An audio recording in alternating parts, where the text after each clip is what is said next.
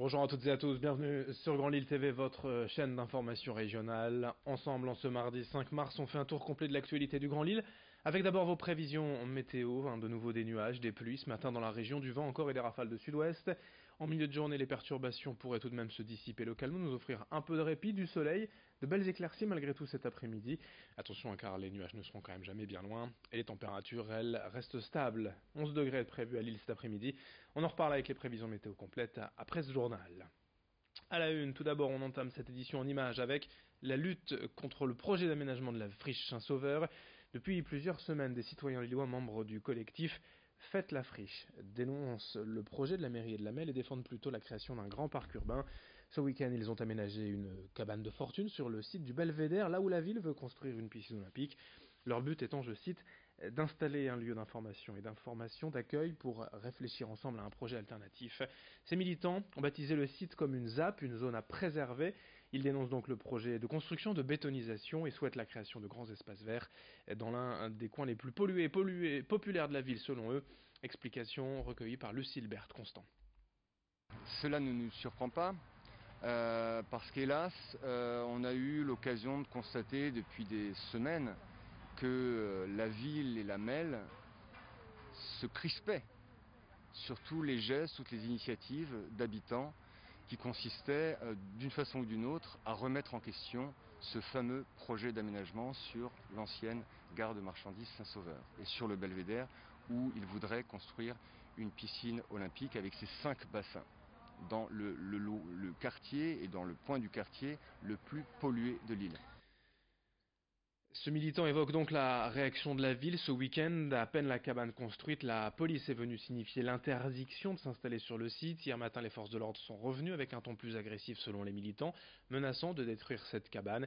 Mais à l'heure du reportage hier, pas de signe de la police. On suivra bien sûr l'évolution de cette affaire et de cette opposition dans nos prochaines éditions. Dans ce journal, depuis hier, le Crous de Lille accueille dans ses effectifs un ex-prisonnier, un homme de 31 ans condamné à 4 mois de prison ferme dont la peine a été aménagée en un travail d'intérêt général. Un TIG qui lui permet d'éviter la prison, de rentrer chez lui le soir, mais c'est une activité bien évidemment non rémunérée. Cette initiative, une première dans la région, a été impulsée par le député de la 2e circonscription du Nord, Hugo Bernalicis. C'est aussi le résultat d'un partenariat entre le Crous et le service pénitentiaire d'insertion et de probation. Dans le cadre du développement des alternatives à l'incarcération, le député de la France Insoumise souhaiterait ainsi inciter désormais au développement de ce dispositif dans d'autres établissements publics. Explication au micro d'Idil Gunaï. Je me suis beaucoup impliqué sur la question du Crous pour faire en sorte qu'un certain nombre de bâtiments ici soient détruits et rénovés et reconstruits. Et puis je me suis impliqué sur la question de justice et des prisons et carcérales. Bon. Et très vite on a vu que les peines, ce qu'on appelle de milieu ouvert, donc type le travail d'intérêt général, étaient un peu sous-utilisées, en tout cas avaient du mal à se développer. Et je me suis dit mais pourquoi il n'y aurait pas un poste d'intérêt général au Crous tout simplement, et donc j'ai mis les deux directions en relation, et c'est par ces débats et les dossiers que j'ai pu suivre à Paris que j'ai fait le lien avec la circonscription et que ce partenariat a pu voir le jour. Et il y a aussi une volonté du gouvernement, même si on peut avoir des désaccords, notamment ils veulent faire une agence du TIG nationalement. Moi je pense qu'il faudrait plutôt renforcer les services qu'on a vus précédemment et plus directement. Donc on a des débats sur le travail d'intérêt général, mais globalement sur la mesure, et je suis extrêmement favorable. Un nouveau service de bus gratuit pour les personnes âgées à Tourcoing. 2 navettes en test depuis hier et durant une dizaine de jours, elles sont réservées aux détenteurs du Pass Tempo, une carte pour les plus de 60 ans qu'il suffit de demander au CCAS, un pass qui permet en outre d'avoir des réductions dans certains commerces. Mais ce qui nous intéresse ici, ce sont donc ces navettes gratuites. Pour en profiter, il faut réserver au moins un jour avant par téléphone, puis le bus vient vous chercher devant chez vous et vous dépose à certains endroits selon les jours devant l'hôtel de ville les lundis, jeudis et samedi matin, au centre hospitalier Dron le mardi après-midi, à la Roseraie le mercredi matin et au cimetière sud le vendredi après-midi.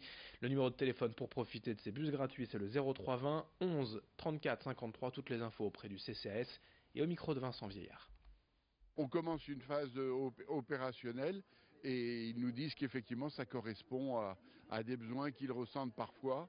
À eux évidemment de programmer également certains rendez-vous en fonction des navettes, mais tout ça c'est une question d'organisation. Mais la possibilité existe aujourd'hui de ne plus être confronté à un déplacement à faire sans solliciter, parce que parfois les personnes âgées ne sollicitent pas trop facilement la famille ou même les voisins.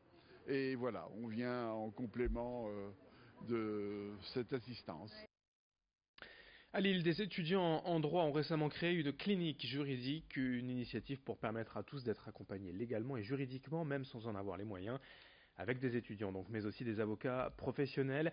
Le dispositif intègre différents domaines comme le droit public, le droit du travail, le droit des étrangers, de la famille, des contrats. Le barreau de Lille est directement en lien avec les étudiants, ce qui permet à ces derniers de pratiquer le droit en parallèle de leurs études. Pour prendre rendez-vous, ça se passe par email ou par Facebook. Comptez 2 à 3 semaines tout de même le temps de l'analyse des questions. Explication complémentaire au micro de Lucille Berthe-Constant. Alors pour nous, le but, c'est vraiment que les cliniciens fassent ce dossier par eux-mêmes en amont, donc qu'ils le fassent comme en fait aujourd'hui ils feraient un cas pratique ou un travail de groupe. Mais cette fois-ci, il s'agit de cas réels, donc ça les entraîne vraiment à l'application du droit, ce qui est aujourd'hui assez peu fait au final ou privilégié au sein d'un parcours universitaire. Et l'avocat intervient uniquement lors de l'entretien, comme dans le cadre d'un stage en fait, où il y aurait un maître de stage ou un tuteur qui serait présent pour dire à la fin voilà ce qui s'est bien passé, ce qui s'est moins bien passé, et que les cliniciens aient vraiment un retour pédagogique sur leur intervention par rapport au cas réel qui leur a été posé.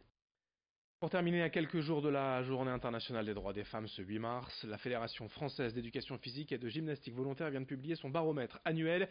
L'an dernier, les femmes en France ont consacré 3h18 par semaine au sport contre 3 heures en 2017. Un vrai progrès, certes. Néanmoins, elles en font encore 42 minutes de moins que les hommes et sont surtout 85% à souhaiter en faire plus. Le manque de temps, d'estime de soi aussi sont généralement les principaux freins à la pratique du sport chez les femmes. Alors pour aller au-devant de ces difficultés, le sport au travail se développe le temps de la pause déjeuner. Les séances aujourd'hui sont adaptées à un public actif et urbain. Exemple avec ce cours de stretching hier midi au Crédit Mutuel à Lille. En images et au micro d'Edil Gulay. Un animateur de la fédération de l'éducation physique gymnastique volontaire vient faire une séance de 45 minutes ou d'une heure aux salariés, hommes ou femmes. On a quand même toujours 80-85% de femmes pour 10-15% d'hommes. Ça leur apporte la détente, ça leur apporte... ça a aussi un aspect sur la convivialité, c'est-à-dire qu'ils font de l'activité physique avec des collègues que des fois ils ne croisent même pas, puisque maintenant tout fonctionne souvent par mail, donc même dans une même entreprise, les gens se croisent pas forcément. Donc ça apporte un aspect là quand même positif, et puis c'est surtout une détente importante et l'entretien de soi. Fin de ce journal, tout de suite à suivre sur Grand Lille TV vos prévisions météo. Très bonne journée à toutes et à tous.